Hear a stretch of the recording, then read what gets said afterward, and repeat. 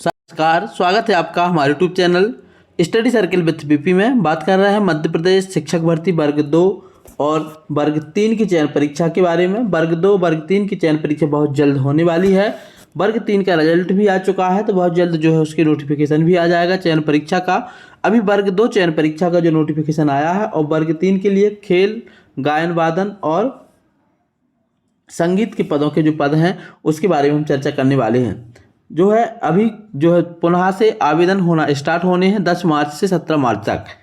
इसमें कौन आवेदन कर सकता है, शैक्षणिक छूट क्या है, आयु सीमा की छूट क्या है, पात्रता परीक्षा और चयन परीक्षा में क्वालिफाइंग मार्क्स के नियम क्या हैं, हम इस पर चर्चा करने वाले हैं। सबसे पहले हम बात करेंगे आयु सीमा में छूट के बारे में।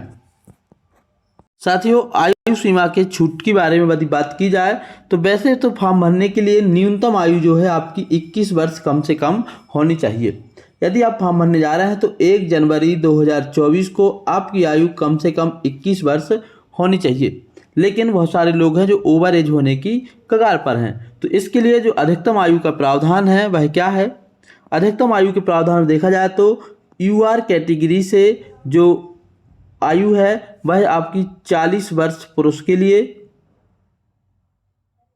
और यदि कोई अतिथि है और यूआर मतलब जनरल कैटेगरी से आता है तो उसके लिए 49 वर्ष जो है आयु निर्धारित की गई है पुरुष आवेदक के लिए। मध्य प्रदेश की मूल या स्थानीय निवासी महिला आवेदक के लिए वह जो है यूआर कैटेगरी से, यूआर मतलब जनरल कैटेगरी से यदि हैं तो 45 साल अधिकतम आयु है, और यदि वही अतिथि शिक्षक हैं तो अधिकतम 54 वर्ष की आयु का प्रावधान है। पुरुष महिला कोई भी हो, मध्य प्रदेश शासन के निगम मंडल या स्वशासी संस्था के यदि कर्मचारी हैं तो उनके लिए 45 वर्ष की अधिकतम आयु है, और अतिथि का तो उन पर नियम लागू होता ही नहीं है, इसलिए उनके लिए इधर कोई आयु का प्रावधान नहीं किया गया। इसके बाद पुरुष महिला मध्य प्रदेश के आरक्षित वर्ग में SC ST OBC, इनके लिए जो अधिकतम आयु है पुरुषों के लिए और महिलाओं के लिए वह 45 वर्ष है, और यदि वह अतिथि शिक्षक हैं तो उनके लिए 54 वर्ष है। मध्य प्रदेश के मूल एवं स्थानीय निवासी जो दिव्यांग है मतलब विकलांग कैटेगरी वालों के लिए जो है अधिकतम आयु 45 वर्ष है, यदि वह अतिथि शिक्षक हैं तो उनके लिए 54 वर्ष है। ये आयु का प्रावधान किया गया है, और मुझे नहीं लगता कि इससे ज़्यादा आयु वालों को फिर से और फॉर्म भरने वाले कैंडिडेट्स होंगे। तो यूआर के लिए 40 साल है पुरुष के लिए, और अतिथि शिक्षक रहा है तो 49 वर्ष। ये मैंने आपको बता दिया। ये था आयु संबंधी प्रावधान। इसके बाद हम बात कर लेते हैं आगे।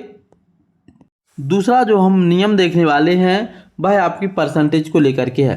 तो साथियों, परसेंटेज को लेकर के यहाँ पे नियम बताए गए हैं कि शैक्षणिक स्नातक उपाधि, प्रारंभिक शिक्षा 2 वर्ष का यदि डिप्लोमा है, संबंधित विषय में कम से कम 50% अंकों के साथ स्नातक उपाधि एवं शिक्षा शास्त्र में 1 वर्षीय डिप्लोमा होना चाहिए। इसके बाद संबंधित विषय में 45% अंकों के साथ स्नातक उपाधि एवं इस संबंध में समय समय पर जारी राष्ट्रीय अध्यापक शिक्षा परिषद के विनियमों के अनुसार शिक्षा शास्त्र में स्नातक की उपाधि। कम से कम 50% अंकों के साथ हायर सेकेंडरी एवं इसके समकक्ष प्रारंभिक शिक्षा शास्त्र में 4 वर्षीय स्नातक BLEd। इसके अलावा कम से कम 50% अंकों के साथ हायर सेकेंडरी तथा इसके समकक्ष संबंधित विषय में 4 वर्षीय स्नातक उपाधि BA BEd BSc BEd या BA BEd BSc BEd। तो ये तो इसके न्यूनतम प्रावधान हैं। इसके अलावा आप जो देख पा रहे हैं यहाँ पर जो मैंने बताया है कि कम से कम जो आपके 50% या 45% जो यहाँ पे मार्किंग डिसाइड की गई है, इन मार्किंग के अलावा जैसे अनुसूचित जाति, अनुसूचित जनजाति, अन्य पिछड़ा वर्ग और दिव्यांग व्यक्तियों के लिए जो शैक्षणिक योग्यता के अर्हताकारी अंकों में 5% की छूट दी जाती है।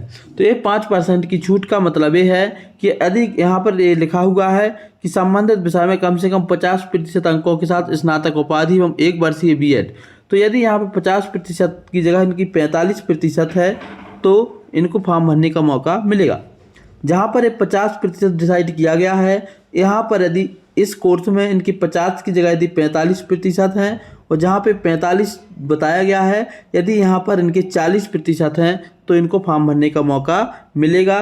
ये जो है आपका शैक्षणिक योग्यता में जो छूट के लिए है, ये केवल किसके लिए है? SC ST OBC और विकलांग व्यक्तियों के लिए है जो कि मध्य प्रदेश के मूल निवासी हों।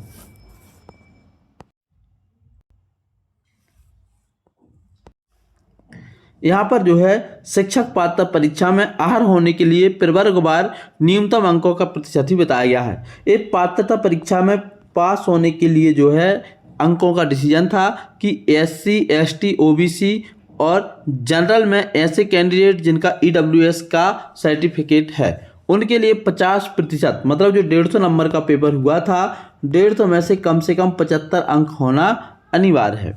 और अन्य कैटेगरी वालों के लिए जो 150 में से उनके लिए 90 अंक होना अनिवार्य है। ये था शिक्षक पात्रता परीक्षा में क्वालिफाइंग होने के लिए जो है कम से कम अंक लाने के लिए। इसके बाद तो साथियों आपने देख लिया आयु सीमा के जो छूट के जो प्रावधान थे वो भी हमने बता दिए। शैक्षणिक योग्यता संबंधी जो जानकारी थी वह भी हमने बता दी है। और 5% की छूट किसको है हमने पहले ही बता दिया है। SC ST OBC और दिव्यांग कैटेगरी के जो व्यक्ति हैं उनके लिए जो है 5% की छूट है। तो जो आपकी रूल बुक में योग्यता डिसाइड की गई है उसमें से कॉलम वार जो है, जैसे कहीं पर कम से कम 50 डिसाइड की गई है तो उसमें आप 5% घटा करके 45 अंक प्रतिशत तक यदि आपके अंक है तो आप उसमें एलिजिबल है फॉर्म भरने के लिए। यदि कहीं पे 45% मांगा गया है सभी से तो उसमें 5 घटा दीजिए तो आपको जो है 40% तक फॉर्म भरने के लिए आप एलिजिबल हो जाएंगे। रही बात क्वालिफाइंग मार्क्स की, तो पात्रता परीक्षा में क्वालिफाइंग मार्क्स 50% और 60% हैं, मतलब 75 और 90 है। और वहीं चयन परीक्षा में जो है क्वालिफाइंग मार्क्स के जो डिसाइड किए गए हैं वह है आपके 40% और 50%। 40% जो 100 में से आप कम से कम 40 अंक लाने हैं और 50% मतलब 100 में से कम आपको 50 अंक लाने हैं। इस तरीके से तो जो है आपकी क्वालिफाइंग या मतलब चयन परीक्षा की जो है क्वालिफाइंग मार्क्स का मिनिमम जो है क्वालिफाइंग अंक डिसाइड किए गए हैं। तो ये थी पूरी जानकारी। और कोर्ट से जो आवेदन या केस लगे हुए थे लगभग इसी संबंध में सारे के सारे केस थे। कोई आयु सीमा की छूट को लेकर के था, कोई पात्रता परीक्षा को लेकर के था, इन सब को लेकर के थे। और अधिकतर थे 5% अंक वाले कि ऐसे कैंडिडेट जिनकी जो सेकेंड डिवीज़न फर्स्ट डिवीज़न था तो उसके लिए कोर्ट ने कहा है कि सेकेंड डिवीज़न और फर्स्ट डिवीज़न जो है मेंशन ना करते हुए मिनिमम अंक निर्धारित कर दें कि इतने प्रतिशत अंक वाले तक जो है फॉर्म भरने के लिए एलिजिबल हैं। उसी के आधार पर कोर्ट ने डिसीजन दिया है। और इसीलिए जो है जो अब आपकी रूल बुक में है अंकों का मिनिमम क्वालिफिकेशन उतनी है आपकी। तो आपकी मार्कशीट में फर्स्ट डिवीज़न लिखा हो, सेकंड डिवीज़न लिखा हो, थर्ड डिवीज़न लिखा हो, उससे कोई लेना देना नहीं है। आप 10 मार्च से 17 मार्च तक आवेदन कर सकते हैं। आज के इस वीडियो में इतना ही। जय हिंद।